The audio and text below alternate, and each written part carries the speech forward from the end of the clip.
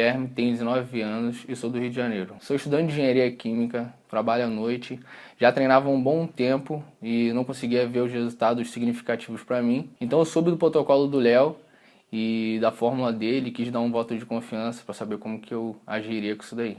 Quando eu comecei, meu intuito não era ser atleta, mas com o desenvolvimento que meu corpo veio tendo com a preparação do Léo, eu decidi competir e vou subir nos palcos ano que vem. Quando eu comecei a preparação com ele, eu tinha 69 quilos. E depois de 2 meses de preparação, eu tive 14 quilos de ganhos limpos. E agora eu tô indo pro terceiro mês de consultoria e tô gostando muito dos resultados obtidos. Eu tava meio receoso de adquirir o curso, porque no início eu achava meio que era uma promessa e achava uma missão muito difícil de se alcançar. Um dos principais pontos que eu vi evolução foi que eu consegui ganhar peso e continuar muito seco.